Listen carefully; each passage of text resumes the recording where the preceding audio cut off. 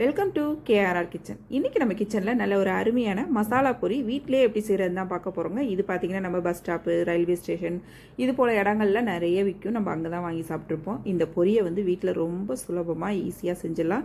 டேஸ்ட்டும் பார்த்திங்கன்னா ரொம்ப அருமையாக இருக்கும். எப்படி செய்கிறதுன்னு நம்ம வீடியோக்குள்ளே போய் பார்ப்போம். அதுக்கு முன்னாடி நம்ம சேனலை இப்போ தான் ஃபஸ்ட் டைம் பார்க்குறீங்கன்னா சப்ஸ்கிரைப் பண்ணி வச்சுக்கோங்க. கூடவே பெல் சிம்பிள் ப்ரெஸ் பண்ணி ஆளுங்கிற ஆப்ஷனையும் ப்ரெஸ் பண்ணி வச்சுக்கோங்க. அப்போ தான் நான் போகிற வீடியோஸ் எல்லாம் உங்களுக்கு தொடர்ந்து நோட்டிஃபிகேஷனில் ஒன்றுக்கு ஒன்றே கிடச்சிக்கிட்டு இருக்கும். இப்போ வாங்க இந்த மசாலா பொரி வீட்டிலே எப்படி செய்கிறதுன்னு பார்த்துடலாம். இப்போ மசாலா பொரி செய்யறதுக்கு பார்த்தீங்கன்னா ஒரு 250 கிராம் அளவுக்கு பொரி எடுத்து வச்சுருக்கேன். இது ஒரு ஓரமாக இருக்கட்டும். இப்போ எப்படி செய்கிறதுன்னு பார்ப்போம்.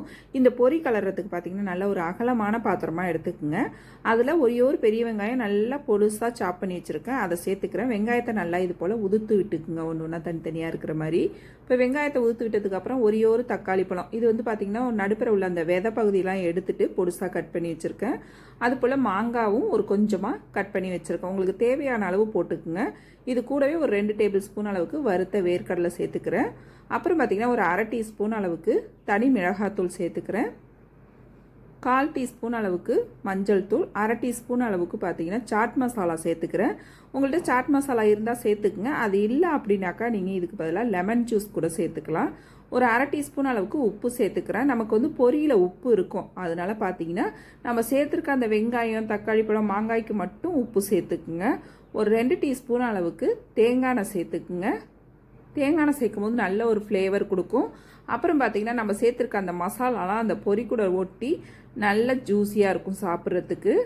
இதிலே கொஞ்சமாக கொத்தமல்லி தலையும் தூவி நல்லா ஒரு தடவை கலந்து விட்டுருங்க.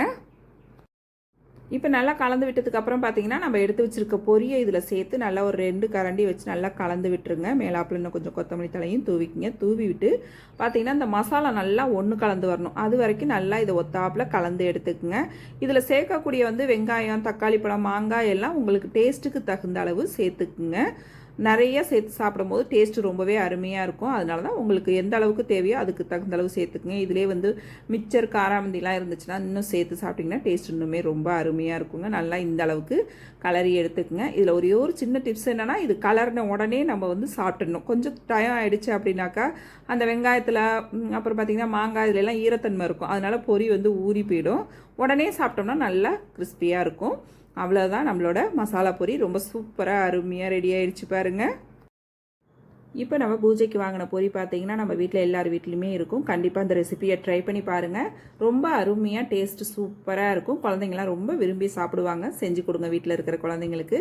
ட்ரை பண்ணி பார்த்துட்டு எப்படி இருக்குன்னு எனக்கு கமெண்ட் பண்ணுங்கள். என்னோட இந்த ரெசிபி பிடிச்சிருந்ததுன்னா லைக் பண்ணுங்கள், ஷேர் பண்ணுங்கள். மறக்காமல் நம்ம கேஆர்ஆர் கிச்சனை சப்ஸ்கிரைப் பண்ணி வச்சுக்கோங்க. நாளைக்கு வேறொரு ரெசிபியோடு சந்திப்போம். தேங்க்ஸ் ஃபார் வாட்சிங்.